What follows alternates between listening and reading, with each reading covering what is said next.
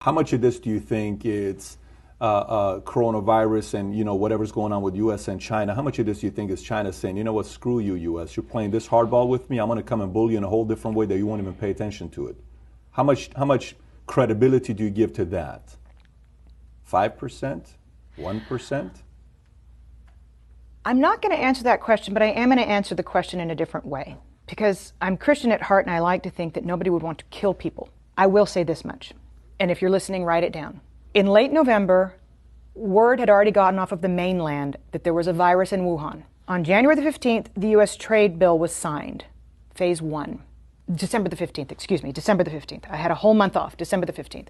6 weeks later, the trade truce was signed with an out clause, a very clever out clause that the Chinese made sure was in there, that said if there was any kind of act of God, pandemic, then they didn't have to make good on what they had committed to buy from the United States. Within days, they announced the first coronavirus. So, did the Chinese know damn well that this thing was running around the world for 6 weeks before they shut down Wuhan?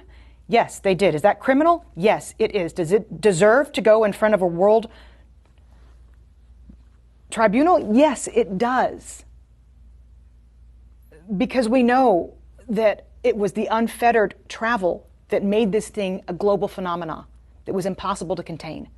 6 weeks they knew, but they wanted that out clause. And then they underreported what happened in Wuhan, which a toddler could tell you based on what happened in Italy, based on what's happened in Germany and in France and now in the UK with Boris Johnson in the ICU.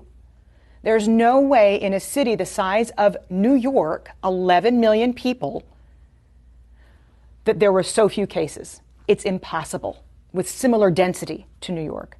So the World Health Organization should be held accountable for not holding China accountable to providing good, valid data so that the rest of the world could prepare for fewer people to die. And that's what you're talking about. To me, these are equivalents to acts of war on the part of China. And then, equally, whether you're talking about NPR or Fox News, most major media outlets on both sides of the aisle came out and reassured the United States that it was just the flu. Within 24 hours of South Korea's first case being reported, the United States' first case was reported. And what we did was dither. We sat on it for 6 weeks and tried to reassure the public that nothing was happening.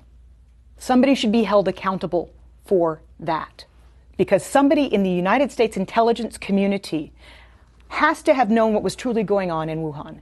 We don't have a CIA for nothing. And yet we told Americans for 6 weeks, while South Korea was testing everybody and shutting the country down, that it was just going to be the flu.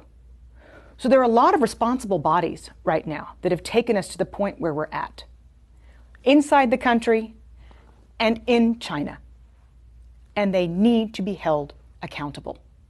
So you don't even have to get on the discussion as to whether or not this was a manufactured virus and set upon the world.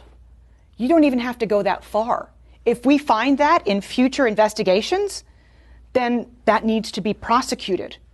But if we just ascertain what is known and a known hushed up secret that the Chinese knew for 6 weeks about the virus before saying anything on the global stage to get a trade deal signed, somebody needs to look into that, because countless lives have been lost as a result.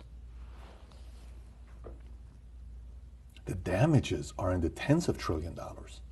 We're not talking about small here if that's the case. No, we're not. And we're talking about people losing their family members, and we're talking about we're talking about suicides in the future, we're talking about economic hardship. All of this could have been mitigated had China been honest and had the World Health Organization made China accountable. Because at first they said it's not anything to worry about when the WHO first came out and said, we don't need to stop everything. Let me ask you, who do you trust the least? Iran, Russia, or China? China. China's got more economic power. Because of that, or because they don't have a free press and because we can't really know what the hell is going on over there? Well, that's just a kicker, but you don't really know what's going on in Iran either. You had global satellite images in Iran showing mass graves. Iran underreported the same. And you can't tell me that in the cold of winter that Russia has as many cases as it's reporting. But at last check, China's 17% of global GDP. They can throw more money around than anybody else. And you just mentioned two of their allies, by the way. So that's why I asked it the way I did. And the largest contiguous land border on the planet, by the way, between Russia and China.